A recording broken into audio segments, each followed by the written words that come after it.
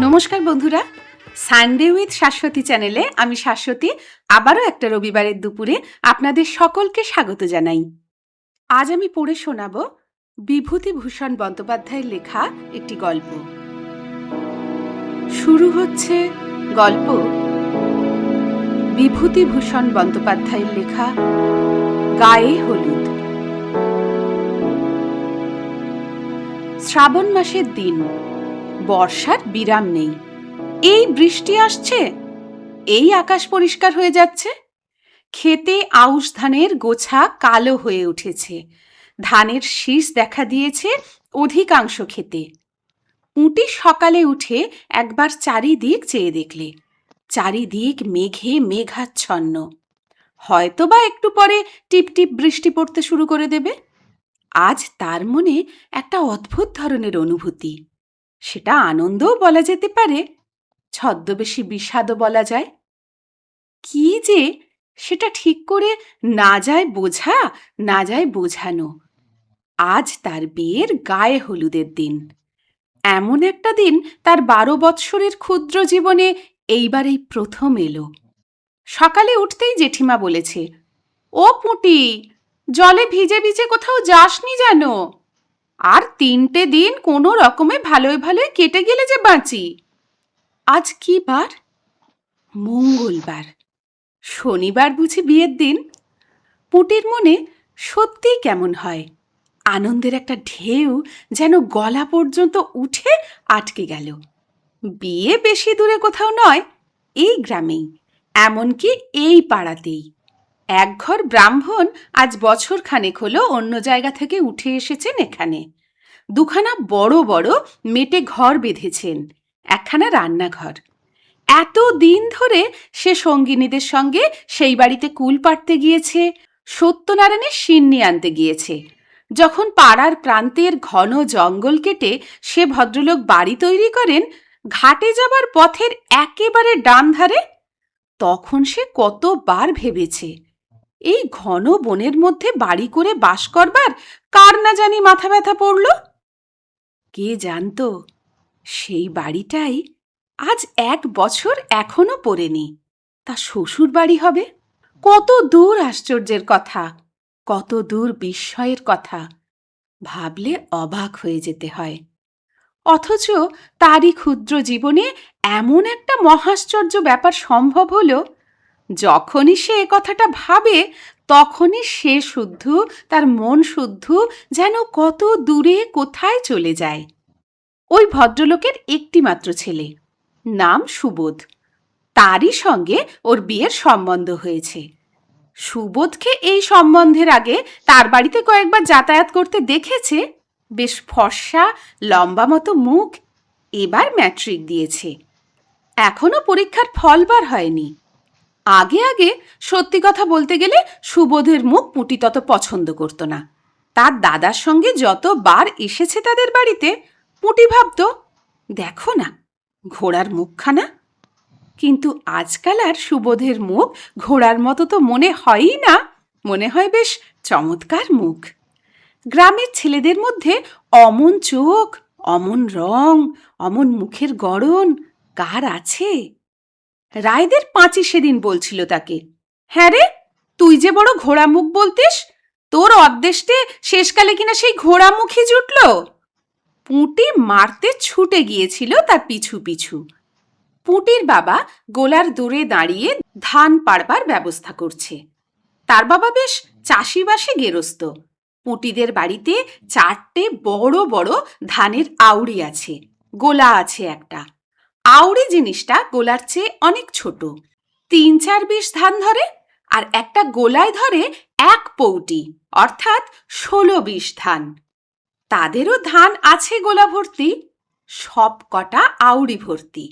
কলকাতায় চাকরি করেন এ পাড়ার হরি কাকা। তিনি মাঝে মাঝে গায়ে এসে পুঁটির বাবাকে বলেন, আর কি রায়মশাই, এ বাজারে তো আপনিই রাজা। গোলা ভর্তি ধান রেখেছেন ঘরে, আপনার মহড়া নেয় কে?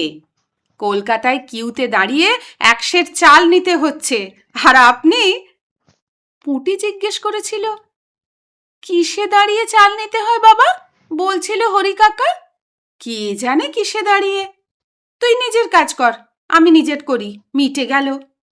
তুমি জানো না বুঝি ও কথাটার মানে? না বাবা, না জেনেও তো পায়ের ওপর পা দিয়ে এ বাজারে চালিয়ে দিলাম মা। কলকাতার মুখ না দেখেও তো বেশ যাচ্ছে। কলকাতায় নাকি মানুষের এক সের চালের জন্য 4 ঘন্টা কোথায় দাঁড়িয়ে থাকতে হয়। কি যে বাড়িতে বিয়ে হচ্ছে, তাদের অবস্থা এত ভালো নয়। সুবোধ যদি পাশ করে তবে হরিকাকা ভরসা দিয়েছেন কলকাতায় নিয়ে গিয়ে ওর আপিসে চাকরি করে দেবেন। তাহলে তাকেও কি কলকাতায় গিয়ে বাসায় থাকতে হবে, আর সেই দাঁড়িয়ে রোজ 1 সের চাল নিয়ে রাঁধতে হবে? সে বড় কষ্ট। তবে মানে সুবোধ যদি সঙ্গে থাকে, সে বোধহয় সব রকম কষ্টই করতে প্রস্তুত আছে।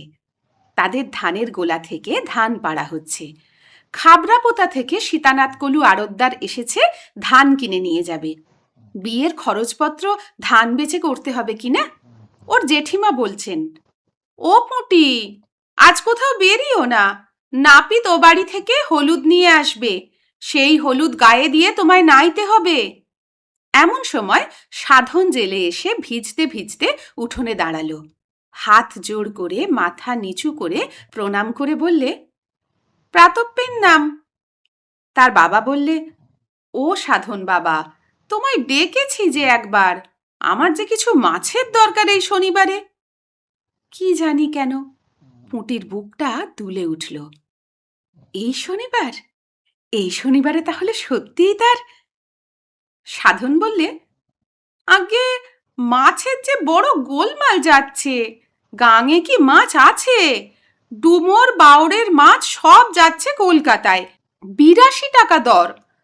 এমন দর বাপের জন্মে কোনো কালে শুনিনি রায়মশাই। 1 সের 1.5 সের পোনা স্তক পড়তে পারছে না। মরা গাঙে বাঁধাল দিয়ে এলাম। একদিন কেবল 11.5 সের গজার মাছ। পুঁটির বাবা বিস্ময়ের সুরে বললে, 11.5 সের গজার? এমন কথা তো কখনো শুনিনি। অরিবত গজার রায়মশাই, মাছের এমন দর! গজার মাছে বিক্রি হলো 10 আনা সের। পুঁটি আর সেখানে দাঁড়ালো না, মাকে এমন আজগুবি খবরটা দিতে ছুটল বাড়ির মধ্যে। বৃষ্টি থেমেছে, একটু কোথাও বেরোতে পারলে ভালো হতো। তার জীবনে যে একটা আশ্চর্য ব্যাপার হতে চলেছে, এ কথাটা কারোর সঙ্গে আনন্দ করে বলাও চলে না। বেহায়া বলবে, নিন্দে করবে। কেবল বলা চলে তার সমবয়সী পাঁচি আর খেন্তি জেলেনির মেয়ে টুনির কাছে। আর একটা আশ্চর্য ব্যাপার, তার চেয়ে অন্তত 7 বছরের বড় লতি দিদির এখনো বিয়ে হয়নি। অথচ লতিদিকে সবাই বলে সুন্দরী। লতিদির বাপের অবস্থা ভালো, লতিদি লেখাপড়া জানা, ভালো গান করে। ওর বাবা যখন কলকাতায় চাকরি করত, তখন লতিদি স্কুলে পড়তো সেখানে। কত বই পড়ে বসে বসে দুপুরবেলা। পুঁটি ওদের বাড়ি যায় যখনই, তখনই দেখে লতিদি বই মুখে বসে। পুঁটি লেখাপড়া জানে না, বইয়ের নাম পড়তে পারে না। লতিদি একটু ঠেকারে। সে লেখাপড়া জানে না বলে বুঝি আর মানুষ না? তাকে বলে, তুই বই টই নানিস নে পুঁটি, কি বুঝিস এসবের? কি বুঝিস তুই এর আস্বাদ? পুঁটি হয়তো বলে, এ কি বই বলো না লতিদি। যা যা, আর বইয়ের খবর নেবার দরকার নেই। শরৎ চাটুর্যের নাম শুনেছিস? কোথা থেকে শুনবি? তোরা তো শুধু জানিস ঢেকিতে পাড় দিয়ে কি করে চিঁড়ে কুটতে হয়। তাই করগে যা, এদিকে আবার কেন? আচ্ছা, আজ তার লতিদিকে বলতে ইচ্ছে হচ্ছে, কই লতিদি, তুমি যে এত বই পড়ে টড়ে বসে আছো, এত সব নাম জানো, কই তোমার তো আজও বিয়ে হলো না? আমার জীবনে এত বড় একটা আশ্চর্য কাণ্ড তো টুক করে ঘটে গেল। ধানের নিন্দে করো, বাবার গোলায় ধান ছিল বলে তো আজ। কই তোমাদের তো তারপরে ম্যাট্রিক পাস বর। এ গায়ে পাশ করা ছেলে একমাত্র আছে মুখুজ্জেদের জীবনদা। সে নাকি 2টো পাস, কোথায় চাকরি করছে যেন, ওই দিকে কোথায়। যার সঙ্গে বিয়ের কথা হচ্ছে সে মুখ্য নয়। পাশের খবর বেরোবার দেরি নেই। বাবা বলেন সুবোধ নিশ্চয়ই পাশ করবে। হে ভগবান, তাই করো, পাস যেন সে করে। সত্যনারায়ণের সিন্নি দেবে সে শ্বশুর বাড়ি গিয়ে। নাপিত এসে বললে, মা ঠাকরুন, ও বাড়ি থেকে দেখে এলাম, গায়ে হলুদের লগ্ন বেলা 10টার পর। আপনাদের যা দিতে হবে তার আগে দিয়ে দেবেন। গায়ে হলুদের তত্ত্ব আসবে ও বাড়ি থেকে। কিরকম জিনিসপত্র না জানি আসে। পুঁটির মনটা চঞ্চল হয়ে উঠল। একখানা লাল কাপড় নিশ্চয়ই তারা দেবে। পুঁটির মোটে 3খানা শাড়ি আর একখানা ডুরে শাড়ি আছে মায়ের বাক্সে তোলা। এবার তার অনেক কাপড় হবে, গহনাও হবে। 5 ভরি সোনা দেবার কথাবার্তা হয়েছে। এতদিন 2টি দুল ছাড়া অন্য কোনো গহনা তার অঙ্গে ওঠেনি। অথচ কুমারী মেয়ে লতিদেরই হাতে 6 গাছা করে চুড়ি, গলায় লকেট ঝোলানো হার, কানে পাশা, হাতে আংটিও আছে। ও থাকতো শহরে, সেখানে মেয়েদের চালচলন আলাদা। এসব পাড়া গাঁয়ে কুমারী মেয়েরা কাঁচের চুড়ি ছাড়া আর কি কোনো গহনা পরে? অত পয়সাও নেই তার বাপের। গোলায় 2টো ধান আছে মাত্র, নগদ পয়সা কোথায়? যা কিছু করতে হয় সে ওই ধান বেচে। ভীষণ বৃষ্টি এসেছে, সঙ্গে সঙ্গে সামান্য ঝড়। রান্নাঘরের ছাঁচতলায় দাঁড়িয়ে বকনা বাছুরটা ভিজছে। কচু পাতায় জল জমে আবার গড়িয়ে গড়িয়ে পড়ছে। তাদের কৃষাণ বিরুমুচি বলছে, ও দিদি ঠাকরুন, তা একটু তামাক দেও মোরে। বিয়ে বাড়ি যে মনেই হচ্ছে না। 2-10 ছিলিম তামাক পড়বে, তবে তো বুঝবো যে নগনসা লেগেছে। পুঁটি বিরুকে ধমক দিয়ে বললে, যা, তোর আর বক্তৃতা দিতে হবে না। তামাক আমি কোথায় পাবো? কাকিমার কাছে গিয়ে চাইগে যা। একটু বেলা হয়েছে, বাড়িতে অনেক লোক এসেছে বিয়ের জন্য। বিয়ে বাড়ির মতো দেখাচ্ছে বটে। কুমোরপুরের কাকিমা, 5 ঘরার মাসিমা তাদের ছেলে মেয়েদের নিয়ে এসেছেন। আজ বেলা 11টার সময় আরও একদল আসবে। স্টেশনে গাড়ি গিয়েছে। মেয়েরা সবাই দল বেঁধে নদীতে নাইতে গেল। কুমোরপুরের কাকিমা যাবার সময় তাকে বলে গেল, বাড়ুজ্জে বাড়ি পিঁড়ি চিত্তির করতে দিয়ে আসা হয়েছে, দেখে আসিস পুটি সে 2খানা পিঁড়ি হয়েছে কিনা।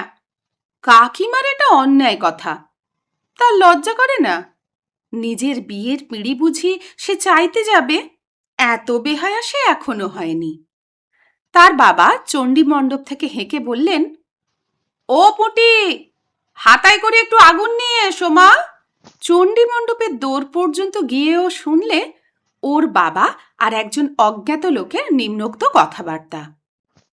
তাহলে পালকির বন্দোবস্ত দেখতে হয়। আগে পালকি কোথায় মিলবে? 16 ডুবুরির কাহার পাড়া নির্বংশ, পালকি বইবার মানুষ নেই এ দিগরে। তবে ঘোড়ার গাড়ি নিয়ে এসো বনগা থেকে। এ কাদা জলে 10 টাকা দিলেও আসবে না। আসবার রাস্তা কই?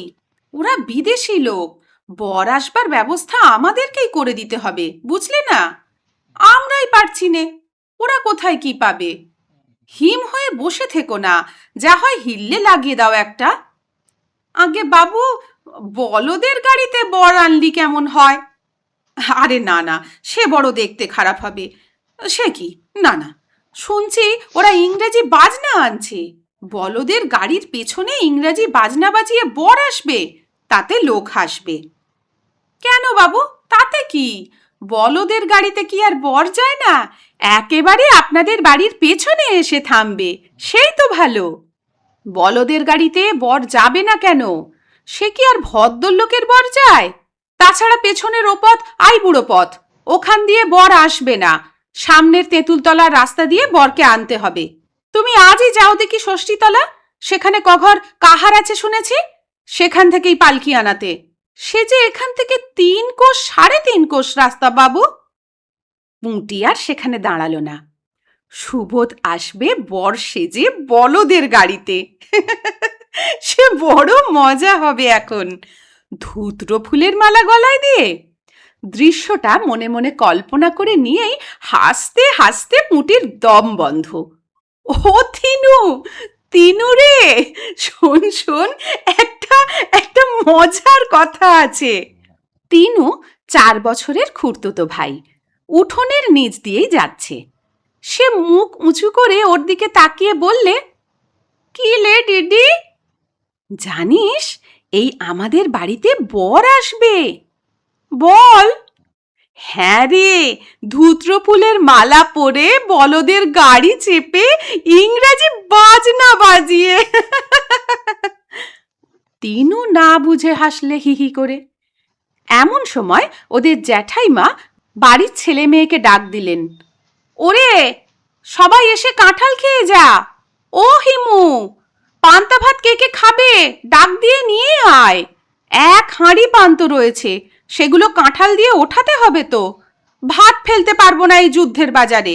পান্তা ভাত ও কাঁঠাল পুঁটির অতি প্রিয় খাদ্য, কিন্তু আজ এখন আর তার খাবার নাম করবার জো নেই। খিদেও পেয়েছিল, ইচ্ছে করলে সে কলসি থেকে কাঁঠাল বিচি ভাজা আর মুড়ি লুকিয়ে পেড়ে নিয়ে খেতে পারত, কিন্তু সেই ইচ্ছে তার নেই। তাতে ভগবান রাগ করবেন। আজকের দিন এসে ভগবানকে রাগাবে না। বেলা বাড়ল, ও বাড়িতে শাঁখ ও উলুর শব্দ শোনা গেল। অবশ্যই খুব কাছে নয় পুটির ভাবি শ্বশুর বাড়ি, তা হলেও শাঁখের শব্দ না আসবার মতো দূরও নয়।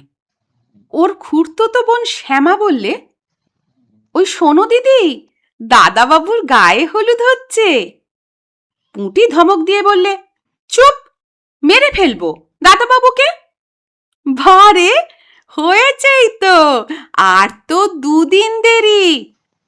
না, তা হোক, আগে থেকে বলতে নেই। জ্যাঠাইমা তো বলছে। কি বলছে? বলছে আমাদের জামাইয়ের গায়ে হলুদ হচ্ছে, সেখান থেকে তত্ত্ব নিয়ে নাপিত বলুক গে, আমাদের বলতে নেই। আচ্ছা দিদি, দাদাবাবু সুবোধবাবু পাশ করেছে? খবর এখনো বের হয়নি। আমি ও পাড়ার রাধিদের বাড়ি গিয়েছিলুম একটু আগে। রাধির দাদা পাশ করেছে, কাল বিকেলে কলকাতা থেকে ওর কাকা খবর দিয়েছে। তোর দাদাবাবুর মানে ওর, দূর, ওই কেশববাবুর ছেলেকে খবর কে পাঠাবে কলকাতা থেকে? ওদের তো কেউ নেই কলকাতায়। একটু পরে ওদের বাড়িতে শাঁখ বেজে উঠল, উলু পড়ল। নাপিত তত্ত্ব নিয়ে আসছে তেঁতুলতলার পথে।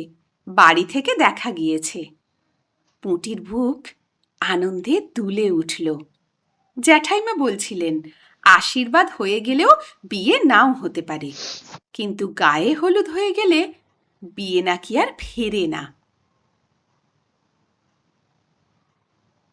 এবার তাহলে সেই আশ্চর্য ব্যাপারটা তার জীবনে ঘটে গেল। কেউ আর বাধা দিতে পারবে না। পাড়া গায়ে কত রকম ভাঙচি দেয় লোকে। তার বিয়েতেও ভাঙচি দিয়েছিল, বলেছিল মেয়ের রং কালো, চোখ মুখ ভালো না, লেখাপড়া জানে না, আরও কত কি। কিন্তু সুবোধ, না, ছে, ও নাম মনে করতে নেই, নাম হিসেবে মনে ভাবতে নেই। তারপর বাকি অনেকগুলো কি ব্যাপার স্বপ্নের মতো তার চোখের সামনে দিয়ে ঘটে গেল। শাঁখের ডাক, উলুধ্বনি, মা, কাকিমা, জ্যাঠাইমা তাকে তেল হলুদ মাখিয়ে দিলেন।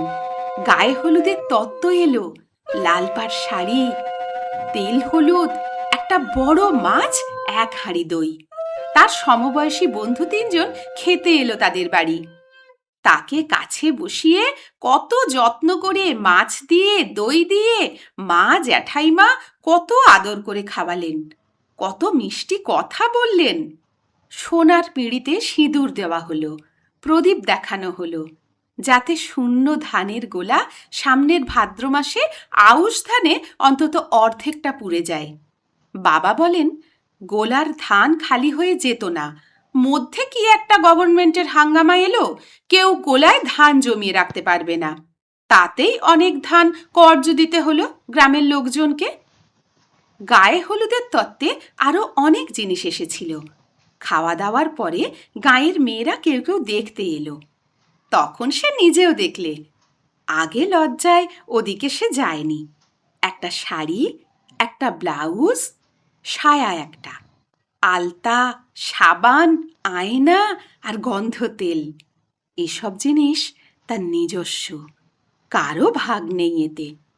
সে ইচ্ছে করে যদি কাউকে দেয় তবেই সে পাবে, নইলে নিজের বাক্সে রেখে দিতে পারে। কারও কিছু বলবার নেই। সব কাজ মিটতে বেলা 2টো বেজে গেল। পুটির মন ছটপট করছিল। ও পাড়ার লতিদি, হিমি, অন্ন, রাধি এরা কেউ আসেনি। এদের গিয়ে একবার দেখা দেওয়া দরকার, যাতে তারা বুঝতে পারে যে তার গায়ে হলুদের মতো আশ্চর্য ব্যাপারটা আজ সত্যিই ঘটে গিয়েছে। আচ্ছা, যখন ইংরেজি বাজনা বাজিয়ে বর আসবে তাদের বাড়ির দোরে তেঁতুলতলার ওই পথটা দিয়ে, বোধনতলার কাছে পালকি নামিয়ে প্রণাম করবে, বাজি পুড়বে, লোকজনের হই হই হবে। ওহ, সে সময়ের কথা ভাবাও যায় না। দেখে যেন পাড়ার সব মেয়েরা এসে। সে বেড়াতে বেড়াতে গেল মুখুজ্জে বাড়ি। মুখুজ্জে গিন্নি ওকে দেখে বললেন, কি রে পুঁটি, আয় মা, গায়ে হলুদ হয়ে গেল? আহা, এখন ভালোই ভালোই 2 হাত এক হয়ে গেলে। বস মা, বস। একটু পরে লতিকাও সেখানে এসে হাজির হলো। পুঁটিকে দেখে বললে, ও পুঁটি, তোর আজ গায়ে হলুদ ছিল না, হয়ে গেল? কি তত্ত্ব এলো শ্বশুরবাড়ি থেকে? মুখুজ্জে গিন্নি বললেন, বস মা তোরা, লতি, পুঁটির সঙ্গে একটু গল্প কর, আমি একটু চা করে আনি। যাক, ভালোই হলো।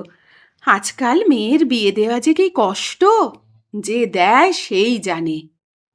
পাশের বাড়ির জানলা দিয়ে গাঙ্গুলিদের ছোট বউ ডেকে বললে, ও কে, পুঁটি নাকি? গায়ে হলুদ হয়ে গেল? তা কই, আমাদের একবার তো বলতেও হয়, এই তো বাড়ির পেছনে বাড়ি। পুঁটি বললে, গেলেন না কেন বৌদি? আমরা তো বারণ করিনি যেতে। শাঁখ যখন বাজলো তখনও যদি যেতেন। লতিকা ভাবলে, পুঁটি ছেলে মানুষ, এ উত্তরটা দেওয়া ওর উচিত হলো না। এখানে ও কথা বলা ঠিক হয়নি, কিন্তু এর পরবর্তী ব্যাপারের জন্য সে বা পুঁটি কেউই প্রস্তুত ছিল না। গাঙ্গুলিদের ছোট বউ মুখ লাল করে উত্তর দিলে, কি বললি? যত বড় মুখ নয় তত বড় কথা। আমরা কখনো গায়ে হলুদ দেখিনি। শাঁখে ফুঁ পড়লে অমনি কুকুরের মতো ছুটে যাব তোমাদের বাড়ি পাতা পাততে। অত অহংকার ভালো নয় রে পুঁটি। তোমার বাপের বড্ড ধানের গোসা হয়েছে না? অমন বিয়ে আমরা কখনো কি দেখিনি জীবনে? ছেলের না আছে চাল, না আছে চুলো, সংসারে মানুষ নেই বলে হাঁড়ি ঠেলতে নিয়ে যাচ্ছে। ছেলের বিদ্যা কত তা জানতে বাকি নেই, এবার তো ম্যাট্রিকে ফেল করেছে। এখানে লতিকা আর না থাকতে পেরে বলল, কে বললে ছোট বৌদি? সুবোধবাবুর পাশের খবর তো পাওয়া যায়নি। কেন পাওয়া যাবে না? চিঠি এসেছে ফেল করেছে বলে। ওরা সে চিঠি লুকিয়ে ফেলেছে। বিয়ের আগে ও খবর জানাজানি হতে দেবে না। উনিই হাট থেকে সে চিঠি আনেন, পোস্ট কার্ডে চিঠি। উনি সন্ধ্যের পর সুবোধবাবুদের বাড়ি দিয়ে এলেন। আমাদের চোখে ধুলো দেওয়া। পুটির চোখের সামনে সব অন্ধকার হয়ে বিশ্ব সংসার লেপে মুছে গিয়েছে। মুখরা দর্পিতা ছোট বউয়ের মুখের কাছে সে কি করে দাঁড়াবে? চেঁচামেচি শুনে মুখুজ্জে গিন্নি হা হা করে ছুটে এলেন। লতিকা ওর হাত ধরে নিয়ে গেল ঘরের মধ্যে। মুখুজ্জে গিন্নি ঘরের মধ্যে এসে চাপা গলায় বললেন, আহা, ছেলে মানুষ, ওর স্বাদ আহ্লাদের দিনটা অমন করে বিষ ছড়াতে আছে। ছি ছি, দেখ তোমা লতি কাণ্ডটা। কাঠের পুতুলের মতো আড়ষ্ট পুটির হাত ধরে ততক্ষণ লতিকা বলছে, চল চল পুটি, তোকে বাড়ি দিয়ে আসি। ছে, বৌদির কি কাণ্ড! ওসব কথা মনে করিস নে, মিথ্যে কথা। চল পুটি, চল ভাই। লতিকার গলার সুরে ও কথার ভাবে কিন্তু পুটির মনে হলো লতি দিয়েও এ খবরটা জানে। কি জানে? হয়তো গাঁয়ের সবাই জানে, সেই কেবল জানত না এতক্ষণ। পথে পা দিয়েই লজ্জায় অপমানে সে ছেলে মানুষের মতো কেঁদে ফেললে। বললে, লতিদি, আমি কি বলেছিলাম ছোট বৌদিকে? খারাপ কথা কিছু? বন্ধুরা, কেমন লাগলো আজকের গল্প অবশ্যই কমেন্ট করে জানাতে ভুলবেন না। ভালো লাগলে একটা লাইক করে দেবেন আর সাবস্ক্রাইব করে আমার চ্যানেলের পাশে থাকবেন। কী ধরনের গল্প শুনতে আপনারা পছন্দ করেন আমাকে অবশ্যই জানাবেন। আজ তবে এই পর্যন্তই। আবার আসবো পরের সপ্তাহে নতুন কোনো গল্প নিয়ে। নমস্কার।